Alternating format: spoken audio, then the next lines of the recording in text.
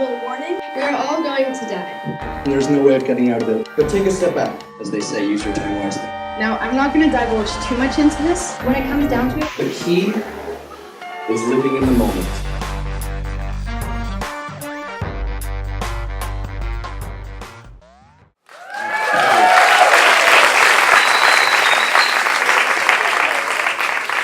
Hello. So using natural energy sources such as wind, earth, water, solar, and even going past the boundaries of naturally occurring energy sources such as nuclear fission, FISSION, coal burning, oil, and so forth, humans, since the beginning of our time on Earth, have made things easier for ourselves. Humans, as ourselves, we are weak, we're frail, we're often very scared of what we don't know. So naturally we've looked up to the heavens for guidance, inspiration, bravery, and more often than not, just hope.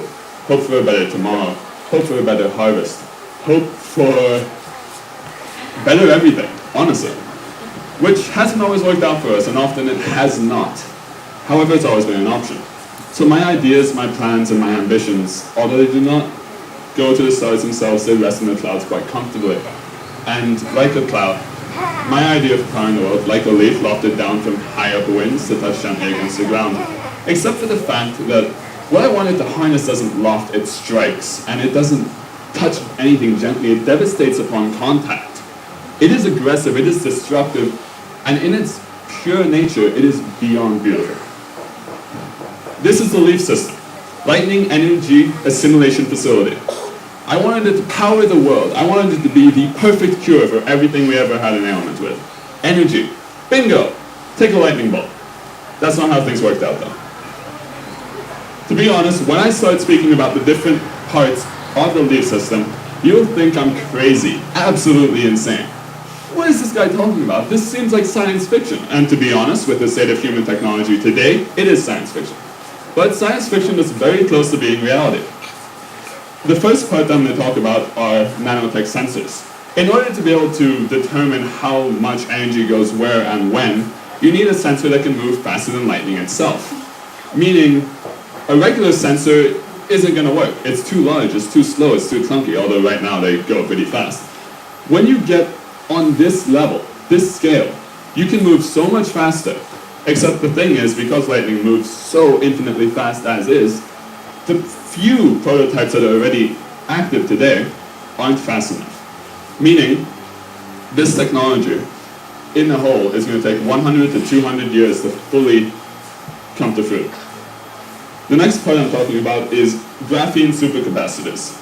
Now, you're going to hear that word and think, what's he talking about? Okay, graphene are carbon atoms lined up, one atom thick, sheet upon sheet. A graphene supercapacitor bank essentially is a massive battery that can contain massive amounts of energy, letting it in and letting it out within seconds, which is necessary when you're dealing with lightning, which can hold infinitely massive amounts of energy, and it passes through in a myriad of less than a second. So, graphene. The next part I'm talking about, and this, you're going to look at me and think, okay, this guy's crazy, this isn't possible. This is the system that I'm talking about today that is the closest to coming into fruition today. It is called CBET, Cross-Beam Energy Transfer. Essentially what I'm talking about is taking a laser, this, and shooting it up into space, to a satellite, to a relay station, which then shoots it back down to Earth, wherever the energy is needed. The next part, and this is the big question. How do you force lightning to strike? How do you know where it's going to strike? Well, we don't. How do we know when? We don't. So we have to force it to strike. We have to know when and where it's going to strike because we made it. This is something that's in testing. It has proven successful with these three types. An ultraviolet laser, an infrared laser, and a terawatt laser. Basically what you do is you shoot it up to a storm cloud or a cloud, and what the laser does is it forces the ions in the cloud to become so agitated that they create an electrical current which then forms a lightning bolt, when and where you want it. Now, obviously we can't get it to shoot, say, in the middle of the field, but we can get a general area. If you have a conductor in that area, it will go to it. Okay, so my final yield that I've calculated, it's not enough. This system looks amazing. It looks great on paper. When you figure it out, when you do the math, it's worthless. all the energy in the world in the lightning bolts cannot be assimilated 100%. That's physics, it's impossible. So if we take all the energy in lightning bolts in America alone, assuming we can assimilate 100%, which is impossible, we can only power 8% of American households. That's nothing, it's shoddy. There's no reason to have it. So my final conclusion is that the leaf system, although it on paper sounds amazing, isn't worth it. It costs too much to create, and it wouldn't give enough energy. So, that is my reaction to that. And it is really sucky, because this was my baby. I loved it. I thought it would be great, but no. Alright, reintroducing myself. My name is Teo, and I'm here to convince you as to why nuclear fusion, F-U-S-I-O-N, is the way to go for the future in terms of energy production. Now, I understand that a lot of people here may have slight qualms about nuclear fusion, and that's perfectly understandable. But I'm hoping that by the end of this, I will be able to convince you as to why nuclear fusion is a good option. So, we are often afraid of that which we do not understand. I was once told by someone that I greatly admire and respect that the best way to conquer one's fears is to immerse yourself so deeply into them that there's nothing around you but what you fear. Hence why I am asking you to allow me to lead you into your fears of nuclear energy. Allow me to lead you into it and then through it, coming out of this experience knowing why nuclear fission is bad, knowing why nuclear fusion is okay. Nuclear fission reactor meltdowns are dangerous, incredibly so, incredibly dangerous. Chernobyl and Fukushima were some of the greatest reactor meltdowns and disasters of our history. Unfortunately, that sort of thing does happen with nuclear fission. Yes, it's something we can't really stop, unless we go with nuclear fusion. Now, the damage from those meltdowns is ongoing, in some cases, and that's unfortunate. But I want to take a look at the dangers of nuclear fusion, F-U-S-I-O-N. So, if a nuclear fusion reactor melts down, what happens? Actually, quick question. Who knows if a nuclear fusion reactor can melt down? Anybody? No, I know you do. Anybody? Okay, Pat Kyle, take a random guess. Impossible. Absolutely impossible for a nuclear fusion reactor to melt down. Another quick question, why is it impossible? Anybody? Josh? Nobody? Okay. Here's why. When a nuclear fusion reaction goes into effect, it's a passive reaction. Meaning when the fuel that you put into it is spent up, the reaction shuts itself down passively and safely because it has no way to continue. Whereas fission is just a constant destruction, meaning there's always going to be fuel to destroy. That's why it can melt down incredibly dangerously and destroy everything around it, whereas fusion cannot. Okay? So Japan, after the Daiichi reactor disaster and meltdown in Fukushima not too long ago, has once again reinstated its nuclear energy program. This is a country with the greatest reason to fear anything and everything nuclear.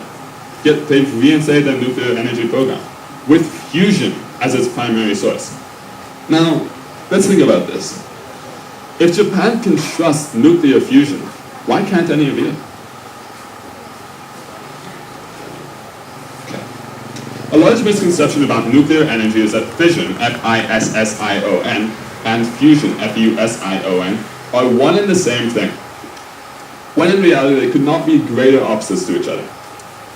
Fission is the literal act of breaking an atom apart, breaking it apart, and then breaking those atoms apart, and breaking those apart, which uses uranium-235, which is a very large and unstable atom.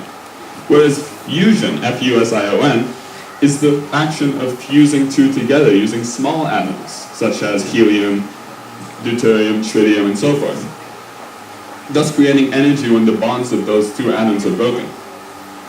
Now, this misconception is a massive mistake. A massive mistake. And this is what I say to that misconception. And for good reason.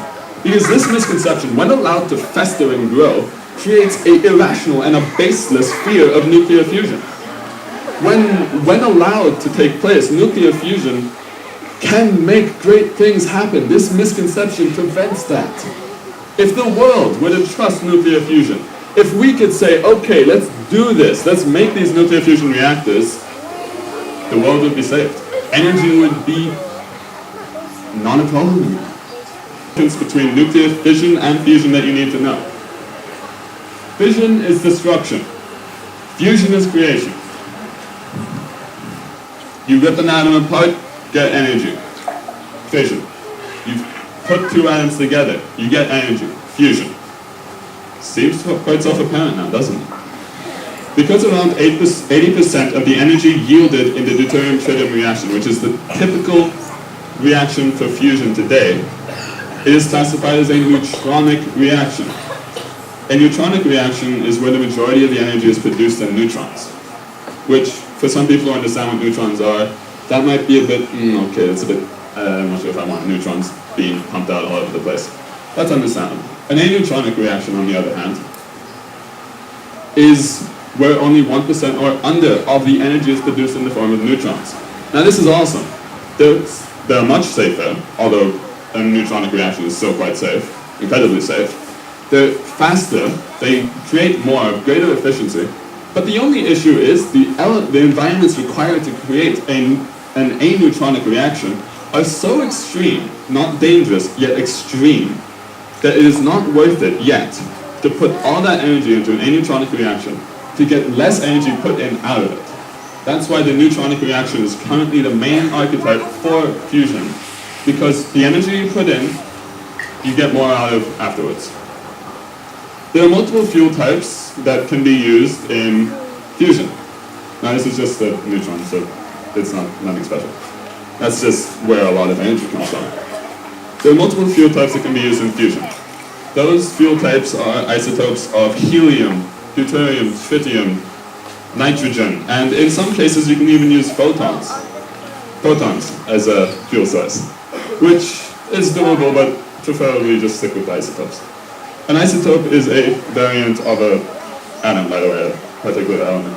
So for example, uranium-235 and 238 are different isotopes of, you got it, uranium. Helium and neutrons are the products of the fusion reaction between deuterium and tritium. Despite the fact that there is potential for, they get called waste products a lot. They aren't really, because they can both be reused. Helium is an inert gas, meaning if you pumped it into the air, nothing bad would happen, nothing good would happen either. Just as nothing really. Floats up to the atmosphere, eventually goes into space. Whereas helium is also a very scarce resource now. We're running out of it on Earth. But if our fusion reactor creates helium, we can capture that, we can use it, we can keep it. Boom, we're replenishing our helium. Neutrons, on the other hand, like this little guy, these blue guys spinning around that atom, the protons and whatnot, those little guys are kind of dangerous. They're massive amounts of energy locked up into tiny little balls, and they can irradiate substances around them. That's true. However, the DT reaction, which is what I've been talking about earlier, is a neutronic reaction, meaning 80% of the energy is in those little guys. But you can use those to create energy. That's the primary function of fusion, taking neutrons, making energy. Unlike nuclear fission, fusion does not come with an entire host of bad things, dangers, threats, and permanent damages to its surroundings. You see, fission is scared because it produces waste, thousands of years of nuclear waste. Fusion, you have an option to create nuclear waste. If you use a biological retaining wall, you can create no radioactive waste out of the reaction. And if you do make the waste, then it lasts only 100 years. That's so much better than potentially 10 to 25,000 years of fission. Now, for example, you can take a fusion reaction and replenish a fission fuel, such as tritium, which is what we have used in here. You take the neutrons, which, like I said, can radiate substances. Because tritium is a radioactive substance, there's some isotopes of it are.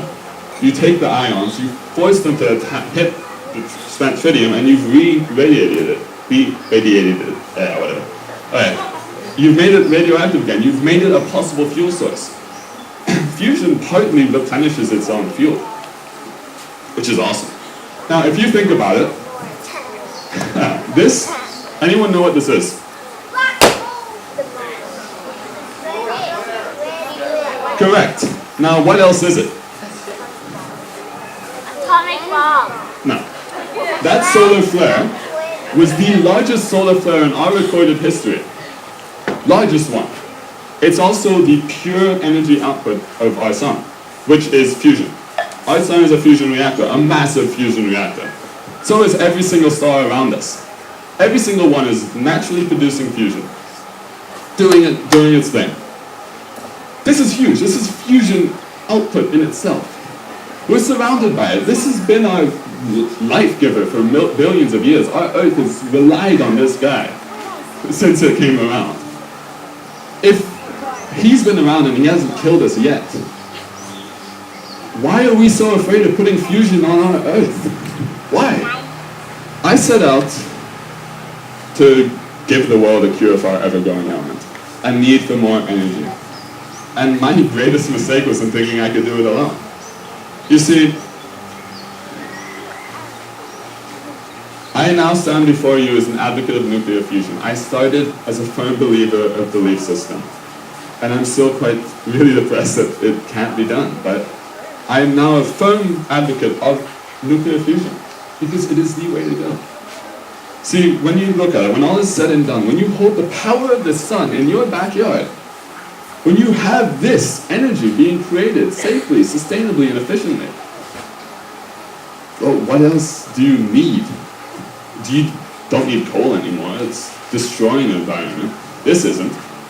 Oil, sure, you need it for some vehicles, but for the most part, electrical vehicles will then be able to be powered by this. You don't need anything else. Now, my final point is, I want you to undergo a journey such as my own. Honestly. I want you to set out as intellectuals, observers of our planet, worried people. I want you to find a safe and sustainable energy source for yourselves, for our planet. Thank you.